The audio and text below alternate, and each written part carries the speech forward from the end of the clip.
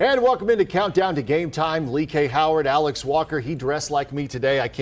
Maybe he just wants to be like me. I'm starting to think. But you look good, Alex. You too. I did not call him last night to coordinate these outfits. The blue and the blue. But you know what? It's appropriate because we're wearing blue. We're talking about Big Blue, talking about Kentucky. And I think that the main thing that we're going to talk about today on Facebook Live and the podcast here is the first week of fall camp for the Kentucky Wildcats. They got out there for the first time on Friday afternoon. Saturday, they had the big fan day and then the open practice. And I know you were out there, and I guess kind of tell us a little bit about what you saw. It was really cool. First of all, the amount of fans that were there just tells you how excited people are, right? Because they had a cutaway of what it looked like in 2013, then 15, and then this year, and the crowd just continued to climb. So it's going to be a really fun season, too, because you saw the defense on Thursday. I saw the offense on Tuesday. And everybody's excited to get rolling, right? Because everyone's underestimating this team, and they're ready to prove everybody wrong. And I don't see any situation where they go sixth in the SEC East, but we can get into that in a little bit. Yeah, we can talk about expectations here in a little bit. I do wish they opened up more than one practice, not just to the media, but also to the fans, because that has become an event. First of all, you have the fan day portion of the day, which is all the autographs and things like that. But the practice to me has always been the most intriguing thing, because it is the first opportunity really for the coaches too, because they've not been practicing with their team. They've just been working out all summer. It's the first time that anyone gets a chance to see these guys working in motion. And then earlier in the week, they went a couple of days without pads. Earlier in the week, they put the pads on for the first time. And I know, talking to Cash Daniel yesterday, I asked him, I said, so did things change a little bit when you guys put on the pads? He's like, oh yeah, especially for the young guys. That's when they figure out real quickly just how fast this college game is. And my big takeaway too from Fan Day and from the first practice on Saturday, these freshmen are legitimate, right? You can just tell the recruiting class caliber has gone up over the years since Stoops got here. Moses Douglas is a guy that I saw right away. He could be a playmaker. And then you see J.J. Weaver, Jared Casey. These aren't the recruits of old. I mean, this is a new kind of Kentucky. I think, what did Vince Merrow's tweet say the other day? Something along the lines of, don't be fooled, this is not the old Kentucky. Right. I love swaggy Vince Merrow. Like, when he starts talking like that, he feels good about his guys. And here's kind of a cool thing. When Mark Stoops and his coaching staff first arrived at Kentucky, they needed some of those freshmen, those first couple of classes that they brought in. They needed some of those guys to play immediately because they were kind of depleted as far as the talent and the depth went. Now they've got a lot of depth in a lot of positions, maybe not the secondary, but they've got a lot of depth around the field that they don't always need some of those guys to play. But on the other side of that is they've got some guys, like you mentioned, Moses Douglas, who could step in and play right away. And I think he is a candidate. Stoops has not said who's playing and who's not of the true freshmen, but certainly in the secondary with the needs that they have, I think he is a candidate to step in and play right away. And it's also a chance for us to see those impact freshmen, see how much they've grown in year two. One guy that sticks out is DeAndre Square. I don't know what he did in the offseason, but he put on a whole bunch of muscle, and he was good last year. Imagine what he's going to do this year now that he has a little bit more confidence and he knows the system a little better. And him and Chris Oates are those two guys that were really good last year, and they have a chance to take that big step. And they're going to have to, because that's a defense that's young, but they have a lot of talent on that side of the ball. Yeah, on that side, you've got, like you mentioned, the young guys, the sophomores, DeAndre Square, Chris Oates, and of course you've got the senior veteran, Cash Daniel, there to anchor that group. And they're deep. I mean, Boogie Watson, they've got some guys that will play both strong side and weak side linebacker. The defensive line, though, is what excites me the very most. When you've got a line that looks like Kentucky's line, you're in the SEC. And that hasn't always been the case. They've had one or two or a couple of guys across the line, but they've got 6 or 7, maybe even 8 defensive linemen who can come in and start games and play meaningful minutes on that defensive line. That is going to be huge for the Wildcats. And on Fan Day on Friday, each position group was separated for photos and interviews, and you and Brian got to talk to the defensive line. And there wasn't a group that had more fun than that group. And you just tell how loose they were. Yeah, that always. Group, Phil Hoskins is if they gave out a class clown award for the entire team, not just the defensive line, Phil Hoskins is your guy. We're actually going to talk about him on WKYT today at 5:30. But that group is good. And then, of course, the secondary, we're going to mention them. they lost a lot of guys to the NFL. That's a good problem to have. The bad problem was they lost their one guy with some experience in Devontae Robinson to that injury a couple of weeks ago. So they've got a lot of guys. I spoke to Jordan Griffin yesterday after practice, and he is one of the guys, if not the guy, that the secondary coaches like Steve Cleanscale and the other defensive coaches are looking to really kind of be that leader back there. So Jordan Griffin, if you haven't heard that name before, he's been around a couple of years. He's a guy that they're going to really need to step up. And for Kentucky fans that haven't seen Toledo play much, that secondary is going to be tested week one. They're going to be tested August 31st against Toledo.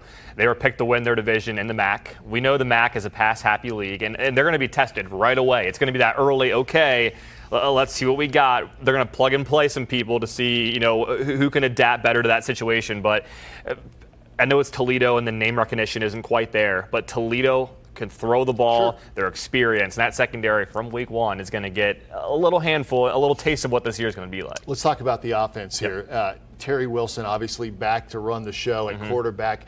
I liked what Eddie Gran said on Tuesday when you were there. He said he really likes how efficient the offense has been through the first couple of days at that point of fall camp. And he talked about how much quicker install has been because you have the luxury of having a quarterback that knows the system. And you have the luxury of that offensive line in front of you, too. That's going to give Terry plenty of time to make decisions because they're one of the best lines, not only in the SEC, but in the country. Terry, from last year to this year, I got here about a year ago this time, and watching Terry in camp when he was still fighting with, Gunnar Hoke and those guys for playing time, it looked a little difficult. It looked like he was having trouble a different Terry Wilson in camp, though. He made things look way too easy, it seemed like. I mean, his throws were crisp, precise. He knew where he was going with the football, and he looked really good. So hopefully that translates to the field. But, I mean, he looks really sharp and concise, which is a good sign. Now, everybody knows where he is throwing the football, and that is to Lynn Bowden. Everybody that plays the Wildcats this season will know Lynn Bowden is the number one wide receiver. The Wildcats have to figure out, though, in this camp, who's that number 2 guy and who's the number 3 guy. I think the guy that they were hoping that would be was Isaiah Epps, who had a minor ankle injury, had to have some surgery earlier in the week. They announced earlier this week that he would be out 6 weeks. So he should be back, maybe the Florida game, maybe the Mississippi State game, something like that they're hoping.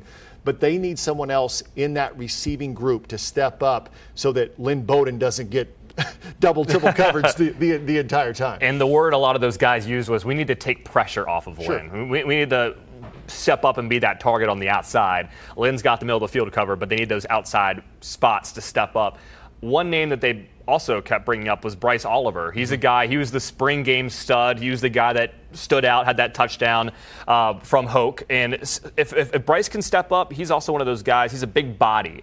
A lot of those other receivers are a little smaller speed guys. He's a little bulkier and could be that big red zone threat, I think, for UK this year. So look for Bryce Oliver to take a step and look for Josh Ali to finally take a step too, because that's the other guy. According to Eddie Gran, he said that I think Josh is our number 2 guy at this point.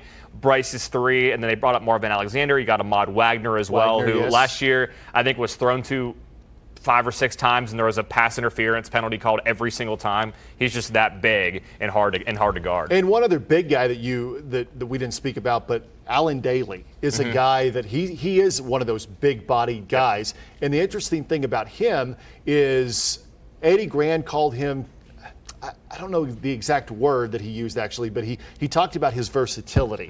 And he said he's kind of a plug-and-play type guy, not only on the outside as a receiver, but also in the slot. And I thought that was pretty interesting because a lot of time when you think slot receivers, you think, Randall Cobb or a Wes Welker or a Danny Amendola or the little guys in the slot.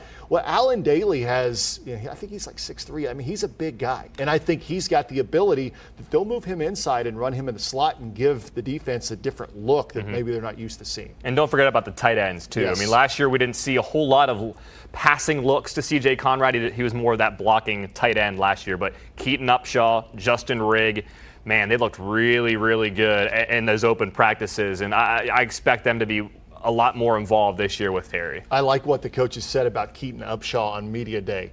I don't know if it was Stoops or if it was Grand, but they said basically Keaton Upshaw is the first guy off the bus because he's the guy, when he steps off the bus, you're going, ooh, that guy looks like an NFL player Yep. right now. Yep. I mean, they've got a lot of big guys, but if they singled out Keaton Upshaw, the tight end, as the guy they want to get off the bus first, and that says year, something. It does. And remember, these are guys that didn't get a lot of playing time last year because they were behind C.J. Conrad, and they got to learn under him, and he got to mentor those younger tight ends. And now you see C.J. last night making 2 catches for the Giants in preseason football. So I think these guys will become household names pretty early once Terry starts looking their way. And speaking of household names, there was one the last couple of years in the backfield for the Wildcats, Benny Snell. Yep. And now we are in the post-Benny Snell era, but the Wildcats have 3 very good options in the backfield. 3 good options, and they all bring something different to the table, right? They're not all the same cut. Chris Rodriguez has been very vocal about, I kind of am that Benny Snell type. He said, I'm not as fast. I think the exact phrasing was, I'm not as fast, but I can get those yards when you need them. And the first thing I thought was that's Benny Snell. Right. And the way he runs, very similar style to Benny. Cavassier Smoke's got a lot of speed. We saw him had his breakout game against Louisville. We know what he can do. And A.J. Rose, there were times last year when Mississippi State, especially South Carolina, where when he got the football, something good happened every single time he carried the ball when Benny was out. So A.J. Rose, man, he'll be that starter initially, sure. But those Chris and Cavassier, they'll get their fair share of reps to see what they can do. And we were talking about who might be that second wide receiver to Lynn Bowden. Those 3 that you mentioned are not wide receivers, they're running backs, but I think in many ways those guys could be in the mix to be one of the top receiving targets for Terry Wilson. With Terry another year in this system, Coach Grand said the other day that he is finding those checkdowns much quicker. And when you have all 3 guys, even a Rodriguez who can catch the ball, that gives Terry a lot of options. Grand singled out Cavassier Smoke of the 3 running backs as the best route runner. So he's a guy that I think that can come in. Maybe you see some 2 running back sets where A.J. Rose is back there and Cavassier Smoke is back there, and there's an option to throw the ball to either one of them. So, in the past, I think Kentucky's offense was a lot of give the ball to number 26, Benny Snell, and let him pick up 3 to 4 yards. And that's because that was the best play. Now, I think Eddie Grant's going to just open up that playbook this year, and there's going to be so many more options that the opposing teams have to scheme for when they play the Wildcats. And by the way, just as the guys that have to read the highlights, I want Cavassier Smoke to get the ball as much as possible. His name is so much fun to say. It's a great name. Him and Tay Crooms, freshman wide receiver, probably won't see him much, but there are some good names on this team. Okay, just a couple of more minutes, and so we're going to wrap up talking about some news that came out earlier in the week, and that was the 2020 football schedule was released. So we haven't even began the 2019 season just yet, but the 2020 football schedule has come out. And that always leads to some interesting talk depending on the matchups. Wildcats open the season September the 5th against Eastern Michigan. We already knew that. The Florida game, second game of the year at Florida, at the Swamp, obviously going to be a tough one. Kent State at home, South Carolina at home, that 4th week of the season. And then the 5th week of the season is the one that really, I think, pops out on the schedule, and that is at Auburn. First time the Wildcats will have traveled to Auburn, to the SEC West opponent, since 2009. And that'll be one of those road trips a lot of UK fans circle, because I've never been to Auburn, but I know a lot of UK fans are going to want to go to that game. And based on what Auburn's done the last couple of years, I mean, they'll be nationally ranked when UK makes that trip next year. Yeah, that's going to be a really, really tough game right there. Eastern Illinois is the next week. Vandy at home is the week after that. You go to Missouri and then to Tennessee. Those are back-to-back very tough road games in the SEC. That will not be easy. And then the last 3 games of the year are not cupcakes either. And I mean, Louisville maybe, but it's still a rivalry game. By that point, Louisville should hopefully be more up to speed, but we'll see. But usually before you play that Louisville game, you've got one of those out-of-conference games against somebody that you can, get your feet back under you, because at that point of the year, you're really that was Middle Tennessee this past year. Exactly. But you've got 2 home games right before that Louisville game against the Mississippi State and against Georgia. So You want to talk about two very tough home games leading into the Louisville game, which is at Papa John's Cardinal Stadium. What do they call it now? Just Cardinal Stadium, maybe. I think so. Cardinal Stadium. It's at the Cardinal Stadium. And then they got Tennessee before Mississippi State, and Tennessee's not the Tennessee of old now. But Jeremy Pruitt, that'll be his third year, I believe, fourth year. He should have that thing rolling by the time. So that back half of the season is very brutal. Yeah, and I forgot to mention the bye week, which I kind of like. The bye week is actually on Halloween. So Halloween 2020, Halloween 2020 is on a Saturday, and that actually just happens to be Kentucky's bye week. So, yeah, let me just say this. This schedule, when this came out, I looked at it and I was like, that's a lot tougher than this year's schedule. Yeah, take advantage of the schedule while you can, because it's going to get brutal next year, that's for sure. All right. I think any other final thoughts as we wrap up today? That's it. Just in terms of preseason football, a lot of former Cats playing, so make sure you catch those guys and see how they do. Most of those draft picks obviously are locks to make the roster, but you have a lot of guys like C.J. Conrad that need to play well the next couple weeks to make the roster. And so obviously rooting on those guys, Bunchy Stallings, Dorian Baker with the Browns. So. Yeah, and one game to circle tonight, first preseason game between the Steelers and the Bucks.